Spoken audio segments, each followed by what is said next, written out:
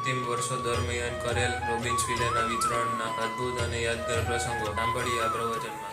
ગઈકાલે આપણે વાત કરેલી કે સ્વામીએ આખી જિંદગી સુધી વિચરણ કર્યું અને પછી 5 મે 2013ના દિવસે સારંગપુર પધાર્યા. સારંગપુર આવ્યા પછી સ્વામીના અંતરમાં એટલી બધી શાંતિ થઈ ગઈ હતી કે સારંગપુર આવી ગયો છું. તો ક્યારેક ક્યારેક એવા પ્રસંગો બનતા, યોગ વિવેક સ્વામી પૂછે કે સ્વામી આપણે આજે લંડન જવું છે, અને સ્વામી બોલતા કે ના. વિવેક સાગર સ્વામી પૂછે કે સ્વામી હવે કોઈ જગ્યાએ વિચરણ કરવા જવું છે, અને સ્વામી બોલતા ના. અને ઓગસ્ટ 2013 સ્વામી આવ્યા એના લગભગ 3-4 મહિના પછી સ્વામી એકદમ બીમાર પડી ગયા.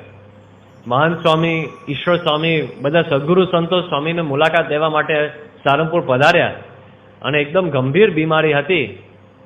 સદગુરુ સંતો ડોક્ટરે સ્વામીને વિનંતી કરી કે સ્વામી અમને ખબર છે કે અત્યારે આપને કોઈ વિચરણના સંકલ્પો નથી, પણ સ્વાસ્થ્યને લક્ષ્યમાં રાખીને બધા ડોક્ટરોને એવી ઈચ્છા રહે છે કે આપણે કદાચ અમદાવાદ જઈએ અથવા મુંબઈ જઈએ તો સારું. તો આ બેમાંથી એક પણ જગ્યાએ જવું છે. સ્વામીએ ના પાડી.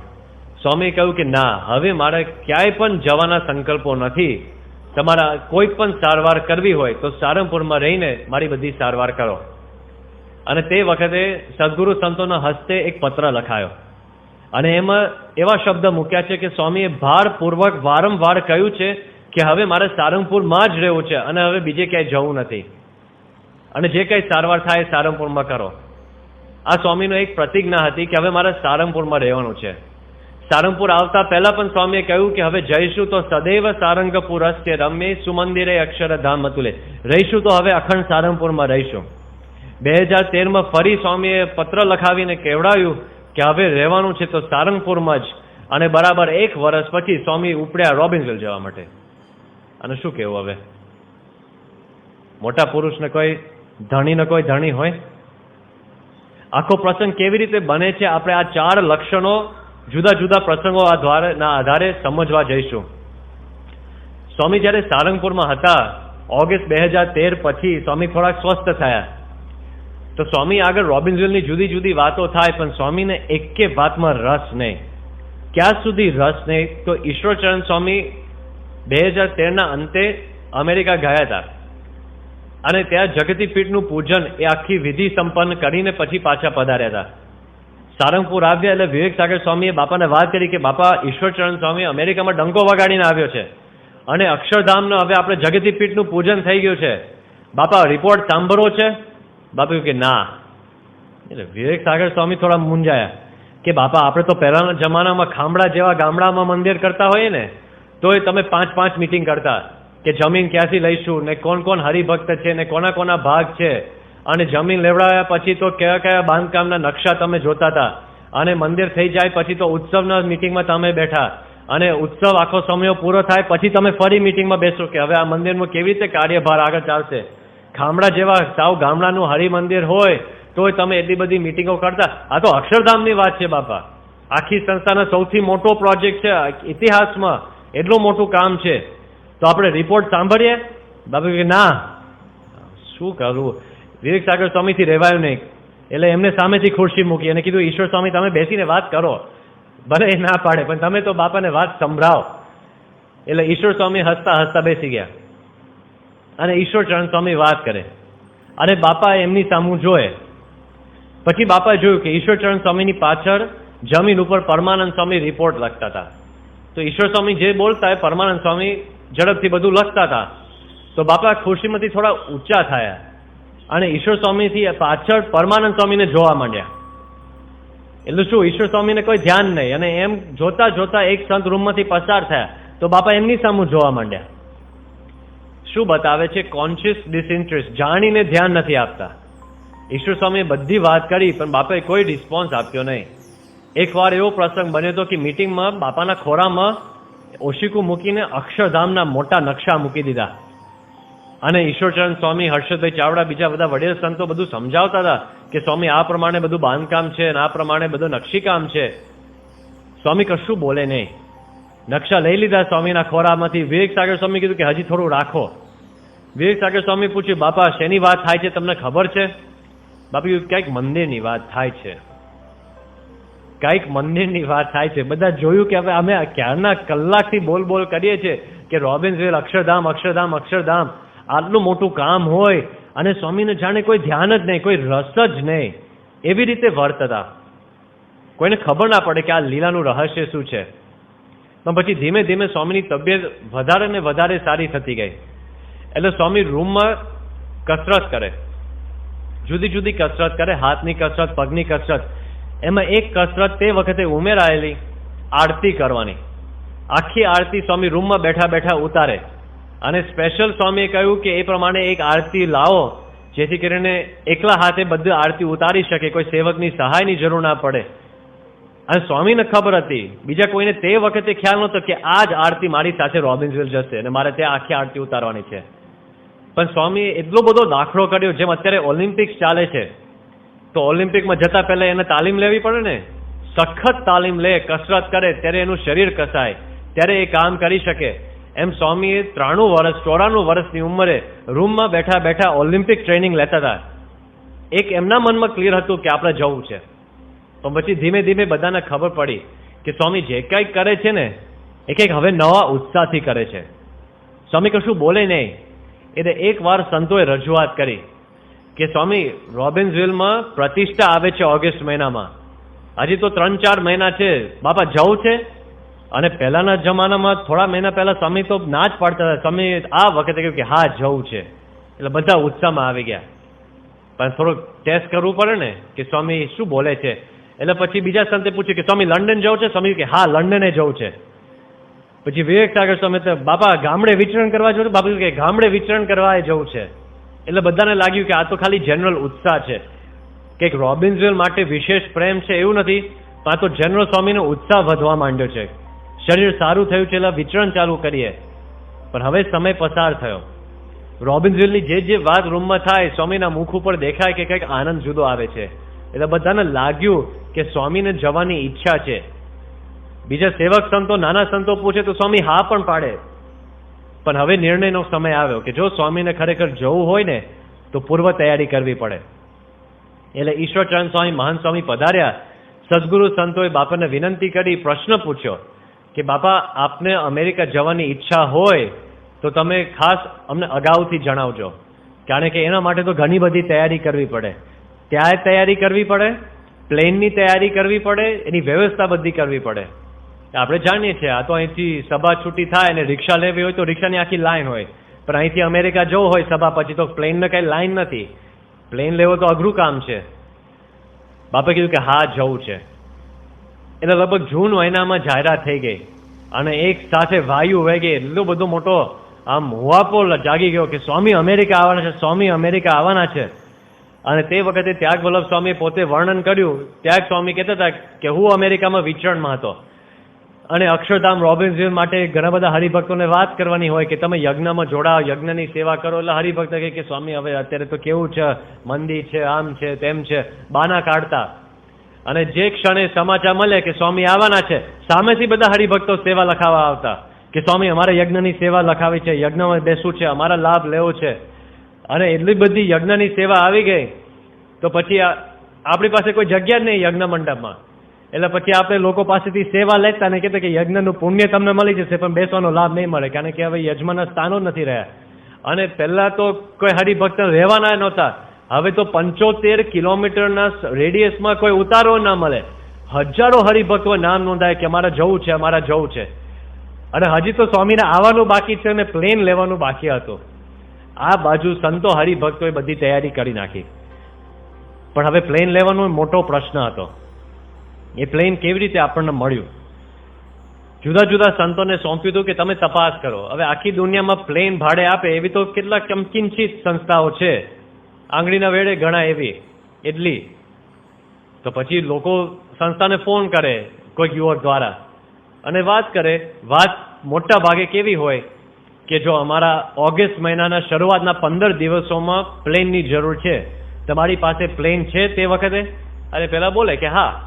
જો હા બોલે એટલે પછી આગળ વાત લંબાવવાની કે જો અમારા પ્લેનની જરૂર છે, એમાં આટલા મુસાફરો હશે 10 થી 15 કે બરાબર કાંઈ વાંધો નહીં, અમારા આ સાઇઝના પ્લેન છે, અમારા કેટલાક ફેરફાર સામાન્ય કરવાના છે, એક પલંગ જોઈએ, કેટલાક મોટી ખુરશીઓ જોઈએ, એક નાનું રસોડું જેવું જોઈએ.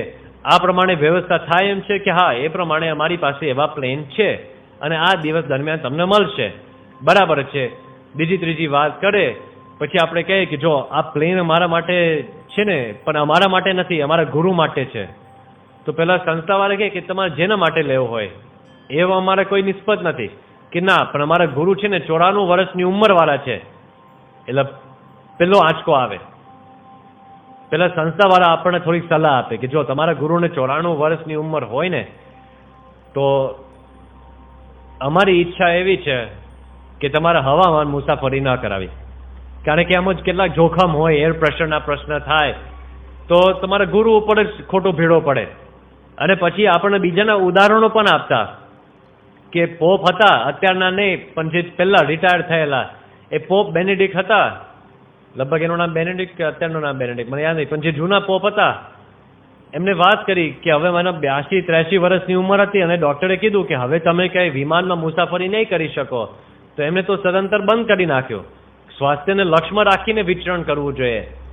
તો પછી આપણા સંતો હરિભક્તો વાત કરે કે જો અમે આ બધું જાણીએ છીએ પણ અમારો ગુરુનો સંકલ્પ છે એટલે અમારે તો હવે તો કરવાનું જ હોય. પેલા કે ભલે તમારા ગુરુનો જેવો સંકલ્પ હોય તો આ તો ખાલી તમને સલાહ આપે છે થોડીક કે બરાબર. બીજી બધી વાતમાં હા આવી જાય ને પછી છેલ્લી વાત કરવાની. સંતો વાત કરે કે જો બીજા બધા ફેરફાર શક્ય છે, બીજી બધી વાત શક્ય છે, પૈસા પણ અમે બધું પહોંચી વળીશું, અમારા હરિભક્તો બધું સમર્પણ કરી નાખશે, પણ અમારે કેટલીક વિશિષ્ટ વ્યવસ્થાની જરૂર છે. કે બોલો. કે મારા ગુરુ છે ને એમને 1983ની સાલમાં હાર્ટ એટેક આવ્યો, પાછો 1998ની સાલમાં બાયપાસ ઓપરેશન કરાયું અને હમણાં 2 વર્ષ પહેલા પેસમેકરનું ઓપરેશન કરાયું. એટલે 3 વાર હાર્ટ પેશન્ટ કહેવાય. Heart patient raise to heart patient, raise to heart patient એવા છે. એટલે કદાચ ચાલુ મુસાફરીમાં મારા ગુરુને કંઈક થાય અને ચાલુ મુસાફરીમાં ઓપરેશન કરવું પડે એના માટે અમારે કેટલાક ઓક્સિજન ટેન્ક્સને સાથે લઈ જવા પડે. એ અમે સાથે બધું અમે લાવીશું પણ તમારે એટલી મંજૂરી આપવાની. અને બીજું કે તે વખતે બધા પ્લેનનું ઇમરજન્સી પાવર અમને આપી દેવાનો જેથી કરીને અમારા ડૉક્ટરનો સ્ટાફ છે એ ચાલુ મુસાફરીમાં ઓપરેશન કરી શકે. એટલે પહેલાં એ લોકો હશે થોડાક કે શું તમે પ્લેનમાં ચાલુ મુસાફરીમાં ઓપરેશન કરવાના છો કે તમારી પાસે ડૉક્ટર આવવાના છે? તો આપણે કહીએ કે હા, કે જો ડૉક્ટર તેજસભાઈ પદ્મશ્રી એવા કાર્ડિયોલોજિસ્ટ એ સાથે જ છે, ડૉક્ટર વીપી સાથે છે, ડૉક્ટર યોગ વિવેક સ્વામી સાથે છે, ડૉક્ટર અદ્ભુતાનંદ સ્વામી સાથે છે, ડૉક્ટર યોગીચરણ સ્વામી સાથે છે, આખી ડૉક્ટરની ટીમ છે સાથે. કે ઓહો કાંઈ વાંધો નહીં, તો ડૉક્ટરની ટીમ હોય પણ હવે અમારા તરફથી 2 પ્રશ્ન. તો આપણા સંતો બોલે કે શું? કે એક તો તમે કહો છો કે ઓક્સિજન ટેન્ક્સ લઈ જવા છે પ્લેનમાં, પણ તમને ખબર છે કે આવા બધા કમ્પ્રેસ્ડ ગેસીસ તમે પ્લેન ઉપર લઈ જાઓ ને તો પ્લેન બોમ્બ થઈ જાય. એટલે એ અમારા માન્ય નથી. અને બીજું તમે તો અમને એમ કહો છો કે તમે લેખિત કરી આપો કે પ્લેનમાં કદાચ કંઈક પ્રશ્ન થતો હોય અને તે જ વખતે તમારા ગુરુને પ્રશ્ન થાય તો અમારો પ્લેનનું બધું ઇમરજન્સી પાવરને પ્લેનને ના આપતા તમારા ગુરુને આપી દેવાનું, પ્લેનને જે થવો એ થાય. તો અમારા કોઈ દિવસ આવું માન્ય ના થઈ શકે. અમારા તરફથી તમને પ્લેનની વ્યવસ્થા નહીં થાય. જય સ્વામિનારાયણ. એક સંસ્થાએ ના પાડી, બીજી સંસ્થાએ ના પાડી, ત્રીજી સંસ્થાએ ના પાડી અને તમે નહીં માનો આખી દુનિયાની તમામ સંસ્થાએ આપણને ના પાડી દીધી. એક પણ પ્લેન ભાડે કરનારી સંસ્થાએ આપણને હા પાડી નહીં. અને આ બાજુ વિવેક સાગર સ્વામી સારંગપુર મંદિરના ચોકામાં બેઠા બેઠા આમ ઉતાવળા થાય કે આ સ્વામીનો સંકલ્પ છે અને આખી દુનિયામાં કોઈ નથી અત્યારે કે જે સ્વામીને સહાય કરે. એટલે બધા સંતો, બધા પાર્ષદો, બધા સાધકો તમે મંડી પડો, તમે પ્રાર્થના કરો કે સ્વામીનો સંકલ્પ છે. અને વિચાર કરો કે સ્વામીને સારંગપુર આવ્યા પછી તો સારંગપુરના સંતોને કેટલો બધો લાભ મળતો. તો સારંગપુરમાં લાભ લેનારા સંતો પ્રાર્થના કરે કે કેમ કરીને સ્વામી અહીંથી જાય. કેમ? કારણ કે એમનો સંકલ્પ હતો કે મારે જવું છે. એમના સંકલ્પમાં ભરી જવું એ આપણી ભક્તિ છે. બધાએ પ્રાર્થના એટલી બધી કરી અને સ્વામીના અમેરિકા જવાનું લગભગ 10 દિવસ બાકી હતા. ત્યાં સુધી પ્લેન નહોતું. આ બાજુ જાહેરાત થઈ ગઈ કે સ્વામી આવે છે, આ તારીખે આવવાના છે. કેવી રીતે આવશે કોઈને ખબર જ નથી આવશે કે નહીં. અને પછી નક્કી થયું રૂમમાં અચાનક જ બ્રહ્મવિહારી સ્વામીને વાત કરી કે હવે કોઈ પણ દાવો હોય એ દાવો તમે રમી લો, કોઈ પણ ઉપાય હોય એનો ઉપાયનો તમે પ્રયોગ કરી નાખો, કોઈ પણ કામ કરી નાખો કારણ કે સ્વામીને જવું છે અને 10-15 દિવસ બાકી છે, શું કરીએ? બ્રહ્મવિહારી સ્વામીએ કીધું કે આપણે છેલ્લો એક ટ્રાય કરીએ, પ્રયત્ન કરીએ, મિડલ ઇસ્ટમાં આપણી થોડી ઓળખાણો છે કે કંઈક આમ વધારે પૈસા આપીને પણ કરી નાખીએ, અને એ લોકો થોડાક લિબરલ છે આવા બધા બાબતોમાં, તો આપણે ત્યાં પ્રયત્ન કરીએ. તો સંતોએ કીધું કે તમે જાઓ, કે ક્યારે? અત્યારે નીકળો, અત્યારે તમે સારંગપુરથી નીકળો, અમદાવાદ એરપોર્ટે જાઓ, અને જે નેક્સ્ટ ફ્લાઇટ છે તમે એ પકડીને દુબઈ જાઓ. આજે રાત્રે તમે નક્કી કરીને કાલે પાછા આવી જાઓ. આવું નક્કી થયું કે અત્યારે દુબઈ જાઓ ને કાલે પાછા આવી જાઓ, પ્લેન ભાડે કરીને. ગમે તેટલા પૈસા આપવા પડે, ગમે તે કરવું પડે. બ્રહ્મવિહારી સ્વામી કે મારી જોડમાં કોણ? સંતો કીધું કે જો આ બાપાનો બીજો સેવક છે ને આનંદ સ્વામી, આ તમારી જોડમાં, તું પોલું પેક કરે, અત્યારે નીકળો. એટલે 2 સંતો નીકળ્યા સારંગપુરથી, અને સીધા એરપોર્ટે ગયા. એરપોર્ટથી ત્યાં મિડલ ઇસ્ટમાં ગયા. મિડલ ઇસ્ટ ગયા, સીધા ત્યાં એરપોર્ટ, એટલે શું કહેવાય, એરપ્લેન વાળી સંસ્થામાં ગયા, અને ધીમે ધીમે બધી વાત કરી કે અમે ગમે તેટલા પૈસા આપીશું, પણ તમે અમને હા પાડો. પેલા કીધું કે તમે શું પૈસા આપશો, કારણ કે આવા કપડાં જોયા હોય એને તો શંકા જ જાય ને કે આ શું આપશે બાવો. બ્રહ્મવિહારી સ્વામીએ કહ્યું કે મારા દેશ વિદેશમાં લાખો હરિભક્તો છે, સ્વામીનો સંકલ્પ છે, સ્વામીનો સંકલ્પ અધૂરો ક્યારે નહીં રાખે, પણ તમે અમને હા પાડો. બીજી બધી વાતમાં હા પાડી, પણ જ્યાં છેલ્લા 2 મુદ્દા મૂક્યા ને કે ઓક્સિજન ટેન્ક્સ અને પાવર, પેલે કીધું અમારા ઉપરના અધિકારીને પૂછવું પડે, અમે આવો નિર્ણય ના લઈ શકીએ. અને તમારે ક્યારે પ્લેન જોઈએ છે? કે મારે હમણાં જોઈએ છે, અઠવાડિયા પછી. એટલે કે બાપરે બાપ, તમારે થોડું અગાઉથી આયોજન કરવું પડે. આ કે lastminute.com કે એરલાઇન્સ નથી આ બધું. અમારો પ્લેન અત્યારે ચાઇનામાં છે, ચાઇનાનો આખો પ્લેન અને ચાઇનીઝ સ્ટાફ છે, એ પહેલાં અહીં આવે મિડલ ઇસ્ટમાં, પછી તમે કહો એ પ્રમાણે બધા પ્લેનના ફેરફાર કરીએ, એમાં કેટલા દિવસો થાય. પછી તમે ઇન્ડિયાથી આવો છો એટલે અમારા ઇન્ડિયાનો એક સ્ટાફ ગોઠવવો પડે, તો તમારી ભાષા સમજે. ઇન્ડિયાનો સ્ટાફ પછી તમને અમદાવાદ તમને પિકઅપ કરે ને પછી તમને ન્યૂજર્સી લઈ જાય, તો તમારું રિટર્ન ક્યારે છે? કે મારા ગુરુનું કામ પૂરું થાય ત્યારે. લે, આ કઈ નક્કી છે? આ કઈ રીત છે? તમારા ગુરુનું કામ કઈ તારીખ આપો, કે અમારે કઈ તારીખ નથી, જવાનો તારીખ નક્કી નહીં, આવવાનો તારીખ નક્કી નહીં, તમે ખાલી પ્લેનની હા પાડો. પેલા કીધું કે જો અમારે તો આ તમે જે જવાની તારીખ આપી છે એના કેટલાક દિવસ પછી અમારો બીજો કોન્ટ્રાક્ટ છે, એટલે આ પ્લેન તમને કદાચ ન્યૂજર્સી ઉતારે તો એ તરત તમને ઉતારીને પાછો અહીંયા આવશે. પાછો અમે નેક્સ્ટ કોન્ટ્રાક્ટ માટે ફેરફાર કરીશું, નવો સ્ટાફ મૂકીશું, એ કોન્ટ્રાક્ટ લઈશું, અને એમાં તમારે નીકળવું હોય તો પાછો એ પ્લેનને અહીં બોલાવવાનો, પાછા ફેરફાર કરવાનો, પાછા અમેરિકા જવાનું, ત્યાંથી તમને ઉપાડીને અમદાવાદ ઉતારવાનો, પાછા અહીંયા આવવાનું, પાછો બીજો વચ્ચેનો કોન્ટ્રાક્ટ લેવાનો. અત્યારે એટલું બધું ખીચડો થઈ ગયો છે, અમારા અધિકારીને પૂછવું પડે, પણ અમને નથી લાગતું કે આ શક્ય બને. એટલે બ્રહ્મવિહારી સ્વામી, આનંદ સ્વામી ત્યાંથી નીકળ્યા. હવે કરવાનું શું? ભગવાન સિવાય બીજો કોઈ આધાર નહીં. ઉતારે ગયા, અને તે વખતે એક ભાઈ ઉતારે સામેથી મળવા આવ્યા. આ ભાઈનો હવે હું ઇતિહાસ કહું. 2012ની સાલમાં સ્વામી અમદાવાદમાં હતા, અને તે વખતે એક મુસલમાન ભાઈ ગાંધીનગર અક્ષરધામના દર્શન કરવા માટે આવ્યા. એમનું નામ હું નથી લેતો, કારણ કે આ ભાઈ આપણને સંસ્થાની દ્રષ્ટિએ બહુ મદદ કરી છે, પણ ધર્મ એ મુસલમાન, એટલે એ જાહેરાત થાય તો એને પ્રશ્ન થાય. તો આ ભાઈ ગાંધીનગર અક્ષરધામના દર્શન કરવા માટે પહેલી વાર આવે, કોઈના પરિચયમાં નહીં. વિશ્વવિહારી સ્વામી અક્ષરધામના કોઠારીને મળ્યા અને એમને વાત કરી કે તમે મને અક્ષરધામ બતાવો, અને તમારા મેનેજમેન્ટની કેટલીક વાતો મને કરો, આનું તમે આયોજન કેવી રીતે કરો છો, કેવી રીતે ચલાવો છો. એટલે વિશ્વવિહારી સ્વામીને શંકા ગઈ કે આ માણસ મુસલમાન, અને સીધો આવા બધા પ્રશ્ન પૂછે, અને 10 વર્ષ પહેલાનો અનુભવ તો હોય કે આ લોકોનો વિશ્વાસ, એમને બીક લાગી. એટલે એમને બ્રહ્મવિહારી સ્વામીને ફોન કર્યો કે તમે અમદાવાદથી અત્યારે આવો, મને પીઆરનું અંગ નથી, મને ખબર ના પડે આને શું વાત કરવી શું વાત ન કરવી, તમે આવીને બધું સમાધાન કરી નાખો. એટલે બ્રહ્મવિહારી સ્વામી આવ્યા, અને પછી થોડું ઉપરથી બતાવ્યું, અને પછી એ આખી યાત્રા પૂરી થઈ, દર્શન યાત્રા, અને પછી વિદાય આપતા હતા પહેલા મુસલમાને વાત કરી કે મેં એવું સાંભળ્યું છે કે પ્રમુખ સ્વામી અમદાવાદમાં છે, મારા કાલે દર્શને આવું છે, કેટલા વાગે આવો? બ્રહ્મવિહારી સ્વામી છે આ લપ ક્યાં છોટી છે, એક તો અમદાવાદથી ગાંધીનગર ધક્કો ખવડાવ્યો અને હવે સ્વામીના દર્શન માટે આવું છે.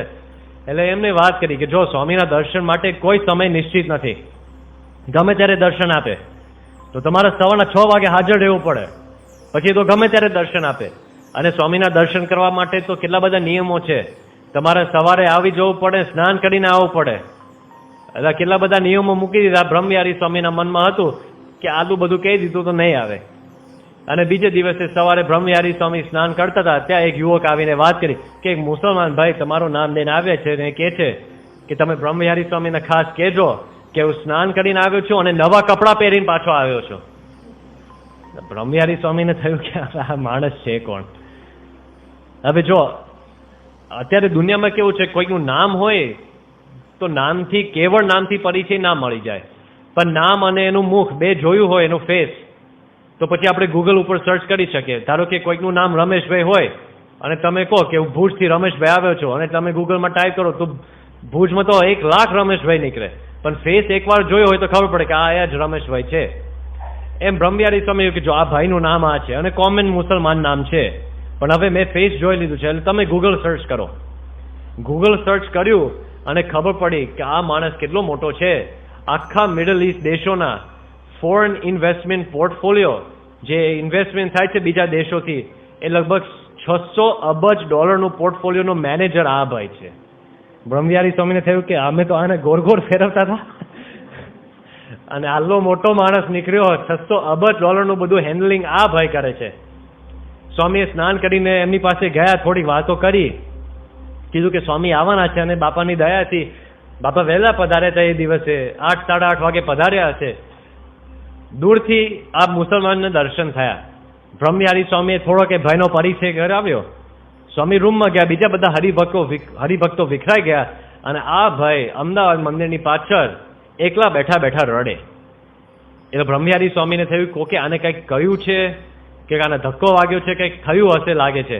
એટલે સીધો એનું રિપેરિંગ કરવા માટે ગયા કે ભાઈ શું થયું, કોઈ કંઈ કહ્યું હોય તો માફ કરજો, આમને તેમ.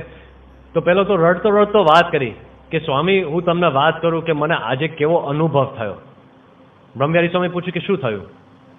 પછી પેલા મુસલમાને વાત કરી કે સ્વામી હું જ્યારે નાનો હતો ત્યારે મારી મા ધામમાં ગઈ, એટલે માતૃ પ્રેમ એ કેવો હોય એવો અનુભવ મેં મારી જિંદગીમાં ક્યારેય કર્યો નથી, પણ આજે આટલા દાયકાઓ પછી મેં પ્રમુખ સ્વામી મહારાજને પહેલી વાર દર્શન કર્યા અને આજે મને થયું કે માતૃ પ્રેમનો અનુભવ આવો હોવો જોઈએ, એટલે હું રડું છું. અને હવે હું તમને કહું છું સ્વામી, તમારા મિડલ ઇસ્ટમાં કોઈ પણ કામ હોય મને કહી દેવું, હું તમારું કામ કરી નાખીશ. બ્રહ્મવિહારી સ્વામી અને બાપાના બીજા સેવક પ્લેન લેવા માટે ગયા. આ ભાઈને ફોન કર્યો નતો, આ તો મોટો માણસ છે, પણ આ ભાઈ સામેથી ઉતારે મળવા માટે આવ્યા. એમને સમાચાર મળી ગયા કે બ્રહ્મવિહારી સ્વામી અને બાપાના સંતો પધાર્યા છે. સામેથી મળવા આવ્યા. બે સંતો તો આમ એકદમ ચોંકી ગયા કે આટલો મોટો માણસ આવ્યા અને હજી કઈ બોલ્યા તે પહેલા આ મુસલમાન ભાઈએ બંને સંતોને પંચાંગ પ્રણામ કરીને નમસ્કાર કર્યો, હાથ જોડીને વાત કરી કે સંતો સ્વામી તમે આવ્યા, બોલો શું કામ છે? સંતોએ કીધું કે અમારે તો કંઈ એવું કામ નહીં, તમે સામેથી આવ્યા, તમે અમને કીધું હોત તો અમે તમારા ઘરે પધરામણી કરવા આવ્યા હોત, તમારા સામે આવવાની કઈ જરૂર નહોતી, એટલે આપણે વિનય કરતા હતા, આપણે થોડુંક દુઃખ લાગે આટલો મોટો માણસ સામેથી ભીડો વેઠીને આવ્યો. પેલા ભાઈએ કીધું કે સ્વામી તમે અચાનક આવ્યા એ જ બતાવે છે કે કંઈક અગત્યનું કામ હશે, ને તો તમે અચાનક આવો એવું નહીં, અને તરત જ તમે નીકળવા માંગો છો એટલે ખરેખર કંઈક અગત્યનું કામ હશે, માટે હવે તમે મને કહો બાપાની શું સેવા મારાથી થશે? એટલે બ્રહ્મવિહારી સ્વામીએ વાત કરી આ પ્રશ્ન છે, પ્લેન મળતું નથી. અને જેને જેને અમે વાત કરીએ છીએ બધા એમ જ કહે છે કે બીજી બધી વાતમાં હા, પણ આમાં મોટો પ્રશ્ન છે અને અહીં સંસ્થામાંથી અમે લેવા માંગીએ છીએ તો ચાઇનાના વગેરે વગેરે આ બધા પણ પ્રશ્ન છે. હવે શું કરવું, તમને કઈ વિચાર હોય તો કહો. તો પેલા કીધું કે તમે કઈ સંસ્થા પાસે ગયા? સંતોએ નામ દીધું કે અહીં અમે ગયા હતા. એમ સીધો સંતોની આગળ ફોન જોડ્યો અને પેલા સામેના સેક્રેટરીએ ફોન ઉપાડ્યો અને કીધું કે હું ફલાણા બોલું છું. હવે વિચાર કરો, તમે કચ્છમાં ગમે તે માણસને ફોન કરો કે હું કિરણ બોલું છું, ઓહો કિરણભાઈ, ઓહ કેટલી તમારી ધાક કહેવાય. આખા કચ્છમાં એક જ કિરણ છે કે બધાને ઓળખે? આખા મિડલ ઇસ્ટમાં આ નામના કેટલા બધા માણસો, પણ એને પોતાનું નામ દઈ દીધું એટલે બધા સામેવાળા ઓળખી ગયા કે આ જ હશે, બીજો કોઈને હિંમત નહીં અમને ફોન કરે, કોણ કરે? પહેલા કીધું હું આ બોલું છું. કે બોલો સાહેબ શું છે? કે સવારે BAPS કે પ્રમુખ સ્વામીના 2 સાધુઓ આવ્યા હતા, 2 મંક ભગવતધારીઓ, યાદ છે? ક્યાંથી ભૂલાય, હવે એક વાર જોયું હોય તો. એટલે પહેલા કીધું કે હા અમને યાદ છે, એમને આ બધી પ્લેનની માગણી કરેલી, એ બધું તમારી પાસે લખેલું છે? કે હા અમારી પાસે બધું લખેલું છે. તો તમે તે વખતે શું વાત કરી? કીધું કે જો અમે આ બધી વાત સાંભળી ખરી, પણ અમારા ઉપરના અધિકારીઓને પૂછવાનું તો બાકી છે, કારણ કે એમાં કેટલા ફેરફાર કરવાના છે, કેટલું તો આમ જોખમી ફેરફારો છે, આ બધું કરવાનું છે, એટલે અમારા અધિકારીઓને પૂછવું પડશે. પેલા ભાઈએ વાત કરી, હવે તમારે કોઈ અધિકારીને પૂછવાની જરૂર નથી, હું તમને કહું છું કે આ બે સંતોએ જેટલું કીધું છે એ કરવાનું છે. હા ભાઈ, અમે કરી નાખીશું. વાત પૂરી. પછી વાત કરી કે જો તમે એમ કહો છો કે આ પ્લેન ચાઇનાથી આવશે, અહીં ફેરફાર થશે, અમદાવાદ જશે, પછી ન્યૂ જર્સી જશે, ઉતારશે, પાછો મિડલ ઈસ્ટ આવશે, બીજો કોન્ટ્રાક્ટ લેશે, પાછા મિડલ ઈસ્ટ આવશે, ન્યૂ જર્સી જશે, પાછા અમદાવાદ ઉતારશે, પાછા અહીં આવશે, મિડલ ઈસ્ટ, પછી ફેરફાર થશે. એવું એકે વસ્તુ કરવાની જરૂર નથી. એ પ્લેન ચાઇનામાંથી ડાયરેક્ટ અમદાવાદ લઈ જવાનું અને એ ચાઇનીઝ સ્ટાફને કહી રાખવાનું કે તમારા એ પ્લેનમાં બેસી રહેવાનું અને આ પ્લેનનો હવે એક્સ્ટ્રા કોન્ટ્રાક્ટ અમદાવાદ લઈને પછી તમારા ન્યૂ જર્સી જવાનું. અમદાવાદમાં બધા ફેરફાર કરી નાખવાના, ત્યાંથી સીધા ન્યૂ જર્સી. અને પ્રમુખ સ્વામીને જેટલા દિવસ રોકાવું હોય એટલા જ દિવસ સુધી એ પ્લેન ત્યાં ને ત્યાં જ રહેશે, એ સ્ટાફ ત્યાંના ત્યાં જ રહેશે. અને જ્યારે પ્રમુખ સ્વામીનું કામ પૂરું થાય ત્યારે એ પ્રમુખ સ્વામીને ન્યૂ જર્સીથી પાછા અમદાવાદ ઉતારશે, પછી જ આપણે નેક્સ્ટ કોન્ટ્રાક્ટ લેવાનું છે. સમજ્યા? હા ભાઈ, થઈ જશે. બધું સમાધાન. પછી પૂછ્યું કે તમે કેટલા ડોલર લેવાના છે? કે આટલા લાખો ડોલર અમે લેવાના છે.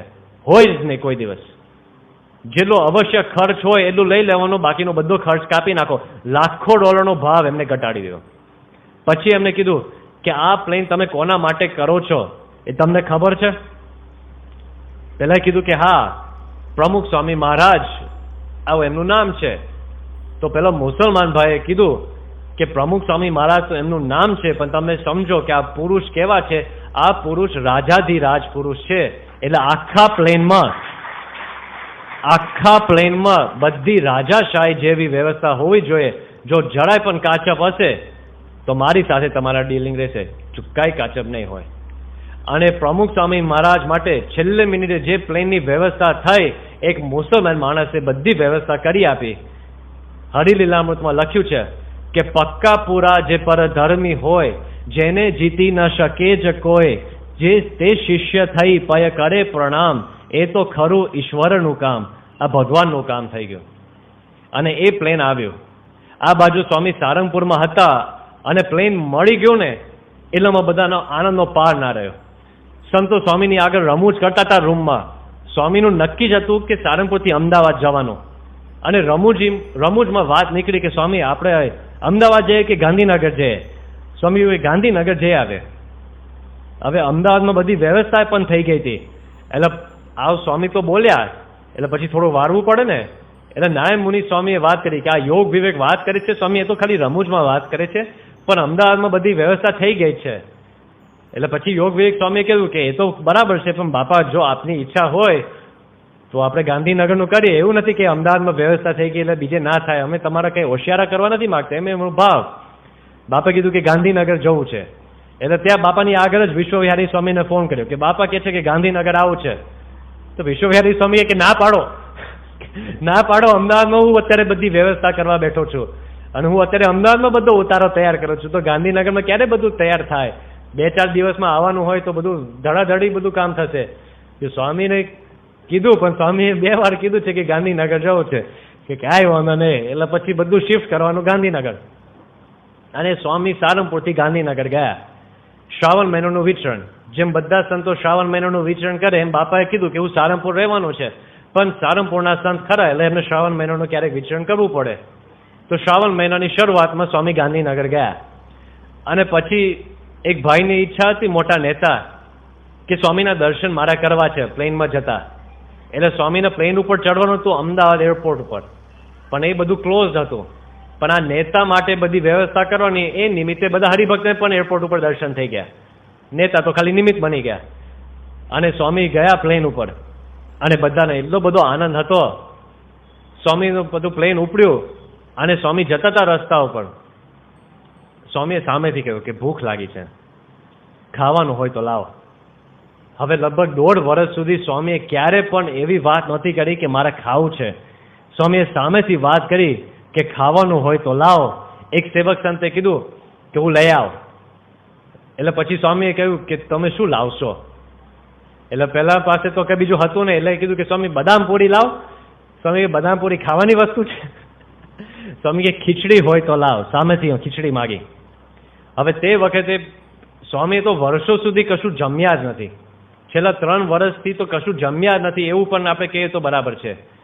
તો સ્વામી ખીચડી સામેથી માગે એવી તો અપેક્ષા નથી કોઈની પાસે.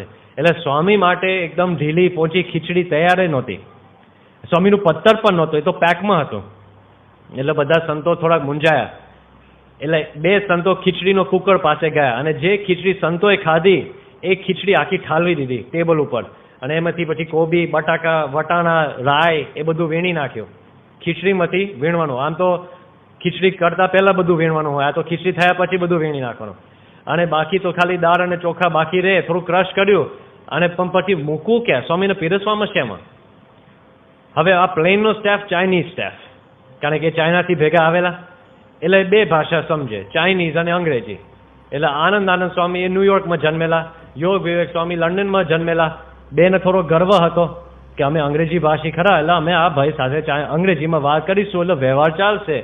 પણ બ્રિટિશ ઇંગ્લિશ, અમેરિકન ઇંગ્લિશ અને ચાઇનીઝ ઇંગ્લિશ એમાં ફેર છે. એટલે આ લોકો સમજે જ નહીં કે શું વાત કરે છે, એટલે સામું જોયા કરે. અને આપણે વાત કરી કે કંઈક આમ જોઈએ છે તેમ જોઈએ છે તો આમ સામું જોયા કરે, એટલે મૂંઝાયા સંતો. એટલે પછી નારાયણ ચરણ સ્વામીએ બીડું ઝડપી લીધું. નારાયણ ચરણ સ્વામી શું કરે? ગુજરાતીમાં જવા દે, ઝડપથી વાત કરવાની, એટલે લાગે ચાઇનીઝ. અને પછી છેલ્લે અંગ્રેજીનો એક શબ્દ નાખી દેવાનો.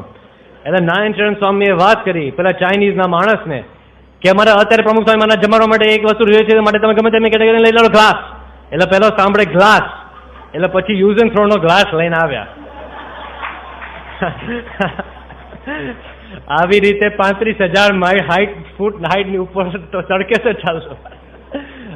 અને પેલો યુઝ એન્ડ થ્રો નો ગ્લાસ લાવ્યો, યુઝ એન્ડ થ્રો ચમચી લાવી, અને પછી સ્વામીને ખીચડી અને દહીં યુઝ એન્ડ થ્રો ગ્લાસ અને ચમચીમાં, પ્રાઇવેટ પ્લેન પણ યુઝ એન્ડ થ્રો ગ્લાસ, એમાં સ્વામી ખીચડી જમતા. એક કોળિયા જમ્યા. સ્વામીએ પછી સંતો સામું જોયું. સ્વામી કે મીઠું હશે? જેટલા સંતોએ ખીચડી ખાધી એ દિવસે બધા જમીને બેઠા હતા, બધાએ ઉપરથી મીઠું નાખેલું, પણ કોઈને યાદ ના રહ્યું, કારણ કે દોડાદોડીમાં કે મીઠું ઓછું છે. સ્વામી માટે થોડું મીઠું વધારે ઉમેર્યું. સ્વામી ખીચડી થોડું જમ્યા અને પછી સ્વામી બેઠા હતા. અરે સંતોએ વિનંતી કરી કે સ્વામી આપ આરામ કરો તો સારું. સ્વામી કશું બોલ્યા નહીં. એટલે સ્વામીને શયન કક્ષમાં લઈ ગયા અને ત્યાં પછી પલંગમાં સુવડાવ્યા. પણ સ્વામી આરામ ના કરે, આંખો બંધ ના કરે. એટલે પછી સંતોને થયું કે અમે બધા બેઠા છે ને એટલે સ્વામી આરામ નથી કરતા, એટલે બધા રૂમમાંથી નીકળી ગયા.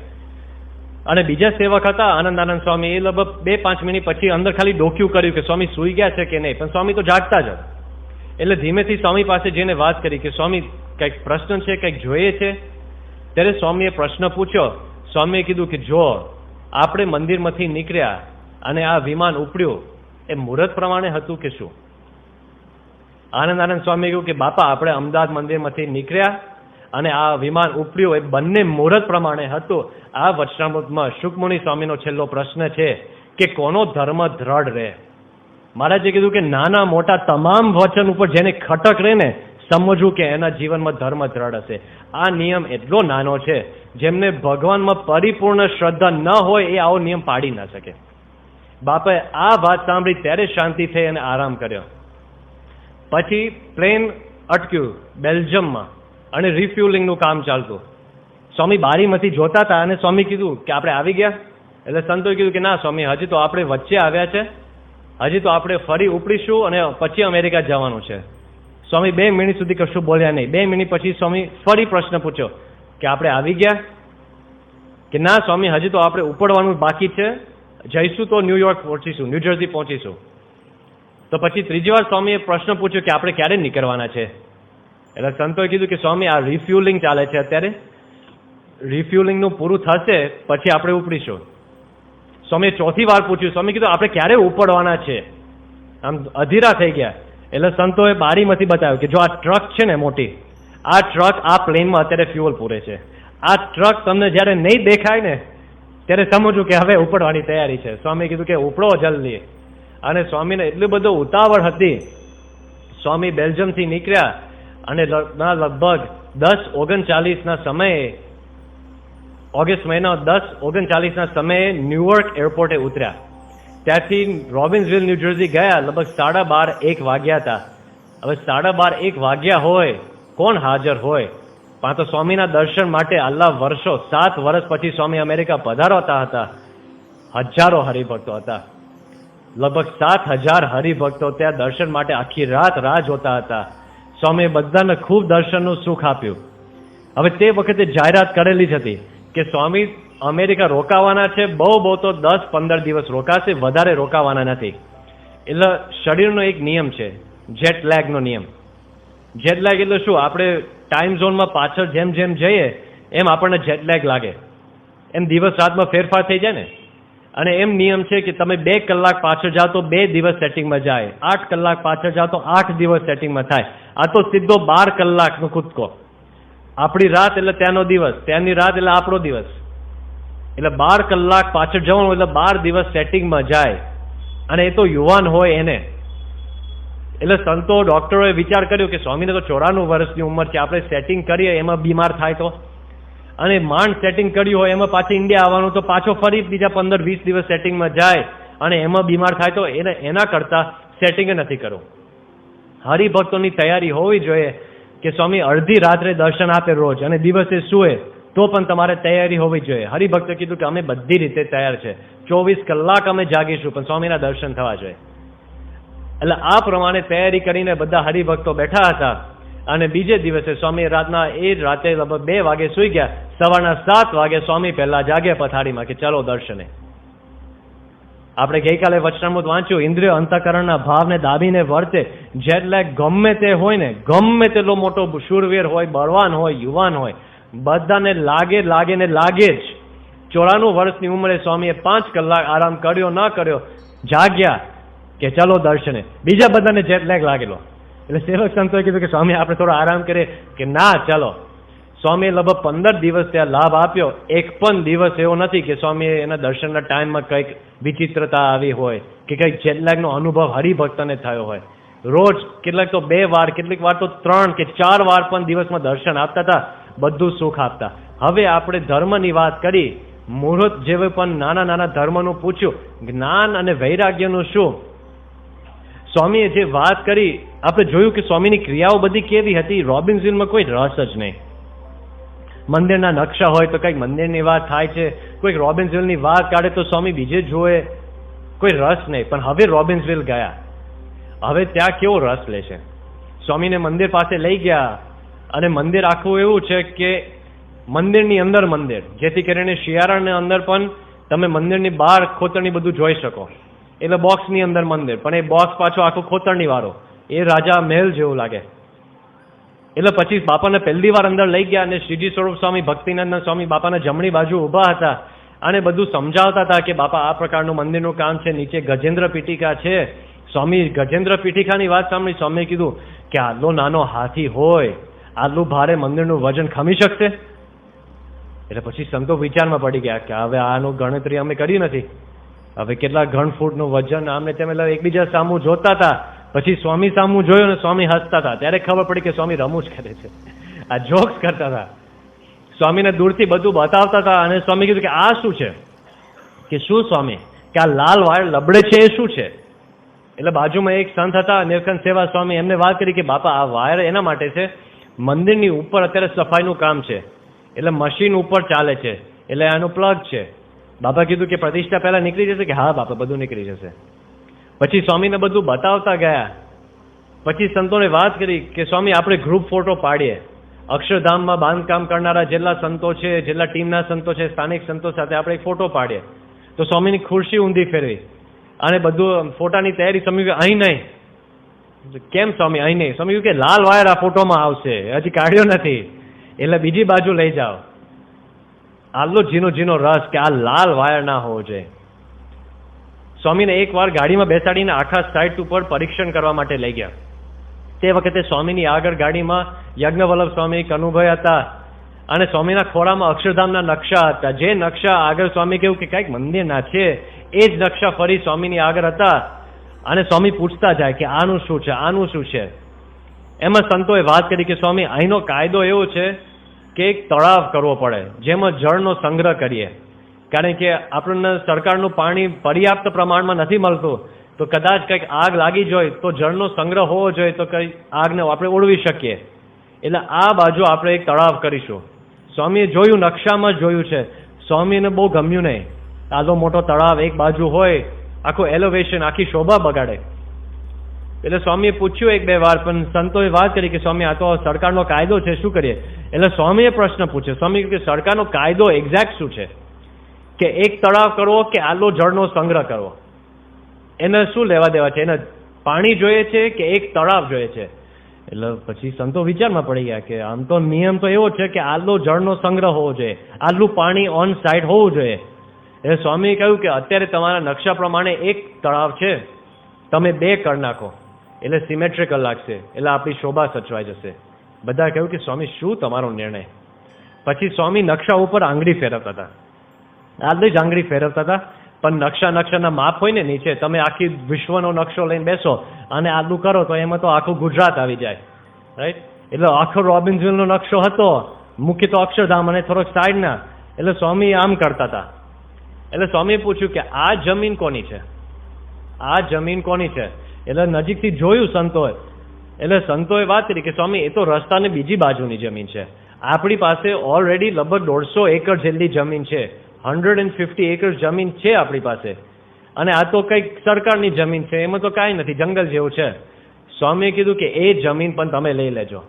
એટલે સંતો વિચારમાં પડી ગયા કે સ્વામી આપણું અક્ષરધામ નાનું, હવે ગમે તેટલું મોટું કરીએ તોય કેટલાક એકરનું, અને આજુબાજુના મકાન પણ કેટલા એકરનું, બહુ તો 10-15 એકરમાં બાંધકામ થાય ને બગીચો થાય, અને આપણે જમીન ઉપર 135 એકર વધશે, અને સામેની જમીન ઉપર બીજા એકર. સ્વામી કીધું કે આ બધી જમીન લઈ લો. એટલે પછી સ્વામીની આંગળી આમ ફરે ને, એટલે પછી માપ કાઢવા ગયા, બીજા 100 એકર્સ લેવાની વાત કરી સ્વામીએ. તો બીજા 100 એકર સ્વામીએ લેવડાવ્યા, અને અત્યારે આપણે અક્ષરધામ રોબિન્સવિલની જમીન 250 એકર જેટલી જમીન છે. એટલું સ્વામી આમ વાતમાં નિર્ણય લે, જ્યાં આદું કરવાનું પણ એમાં 100 એકર્સ આવી જાય. જેમ એકવાર સ્વામી આરામ કરતા હતા રૂમમાં, બીજો પ્રસંગ, સ્વામી રૂમમાં આરામ કરતા હતા અને સ્વામી સૂતા હતા, અને એક મંદિરના એક કોઠારી એમને નીકળવાનું હતું. એટલે પછી એમને થયું કે સ્વામી જાગતા નથી, એટલે આપણે દૂરથી દર્શન કરી નીકળી છે. એમાં સ્વામી જાગી ગયા. એ સ્વામીને સેવક સંતે વાત કરી કે ફલાણા કોઠારી છે, અત્યારે જાય છે, તમે આશીર્વાદ આપો. એટલે એમને અંદર બોલાવવાની પણ નહોતું. સ્વામી કે એને બોલાવો. એટલે પછી પેલા કોઠારી સંત અંદર આવ્યા. સ્વામી તો પથારીમાં જતા અને પડખા ઉપર, અને સ્વામી કે તમારા મંદિરમાં આ બાંધકામ ચાલે છે, કેટલા વર્ષનું બાંધકામ બાકી છે? તો પેલા કોઠારીએ કીધું કે સ્વામી લગભગ 5-1 વર્ષનું બાંધકામ બાકી છે.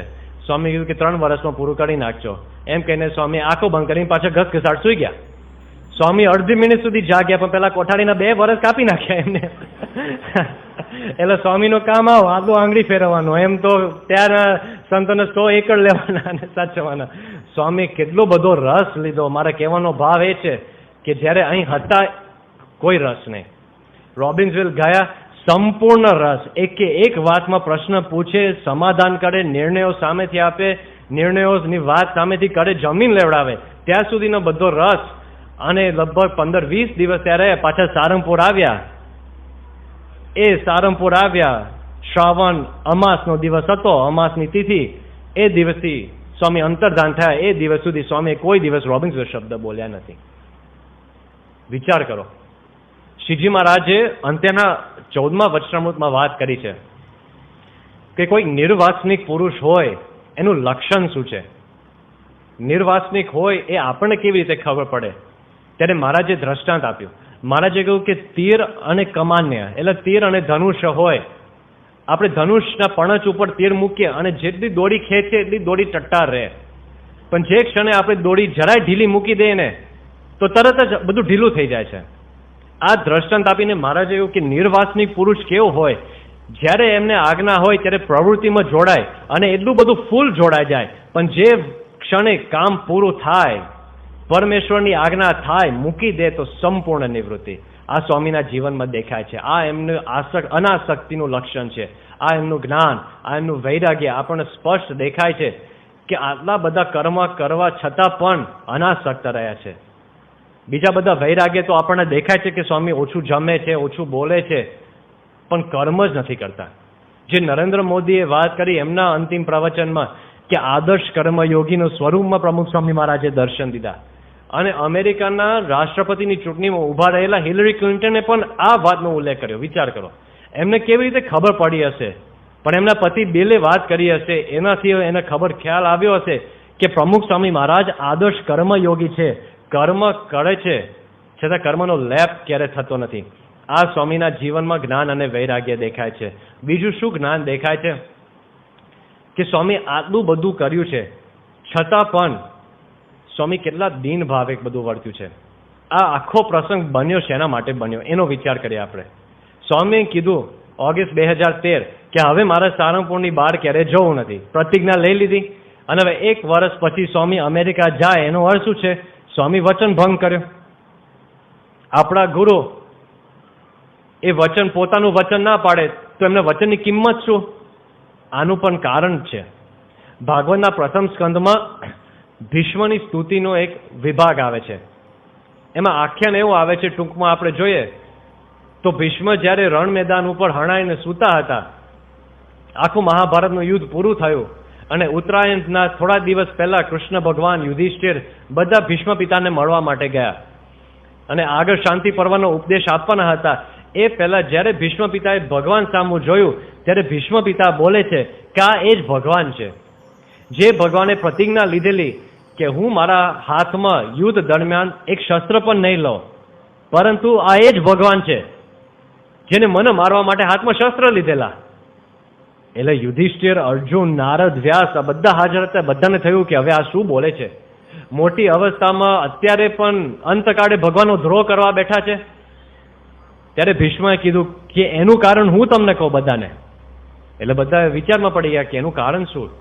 કે ભગવાને પ્રતિજ્ઞા લીધેલી અને તોડી, એનું કારણ હવે ભીષ્મ કહે છે. ભીષ્મએ કીધું કે આ ભગવાને પ્રતિજ્ઞા લીધેલી કે હું મારા હાથમાં શસ્ત્ર નહીં લઉં, પરંતુ એમને પોતાની પ્રતિજ્ઞા તોડી. એનું કારણ એ છે કારણ કે મેં પ્રતિજ્ઞા લીધેલી અને મારી પ્રતિજ્ઞા એ હતી કે હું ભગવાને પોતાની પ્રતિજ્ઞા તોડાવ અને મારું વચન સત્ય રાખવા માટે પોતાનું વચન મિથ્યા કરી નાખ્યું. આ ભગવાન છે, આલ્લા ભક્ત વત્સલ છે. બાપા સારંગપુરમાંથી ક્યારે બહાર જવા માંગતા જ નહોતા, પણ અમેરિકાના હરિભક્તોને એટલી બધી ઈચ્છા હશે, એટલા બધા એમના પ્રબળ સંકલ્પો હશે કે સ્વામી અહીં આવે અને અહીં અમને દર્શન આપે. સ્વામીએ પોતાનો સંકલ્પ મૂકી દીધો અને હરિભક્તોના સંકલ્પમાં ભરી ગયા. આ એમની ભક્ત વત્સલતા ખરી. પણ આ જ પ્રસંગ, આ એક્ઝેક્ટ ભાગવતનો પ્રસંગનો ઉલ્લેખ કરીને શ્રીજી મહારાજે પંચાળાના 4થા વચનામૃતમાં વાત કરી કે આ ભગવાન દિવ્ય ભાવમાં આવી ગયા. આ પ્રસંગમાં બાપા ત્યાં ગયા અને આટલો બધો લાભ આપ્યો. બાપા દિવ્ય ભાવનો પ્રસંગ છે. તો આ એમની દિવ્યતા, આ એમની ભક્ત વત્સલતા, આ એમનું જ્ઞાન વૈરાગ્ય છે. જો બીજી વાતો આપણે ક્રમશઃ કરીશું. સ્વામિનારાયણ ભગવાનની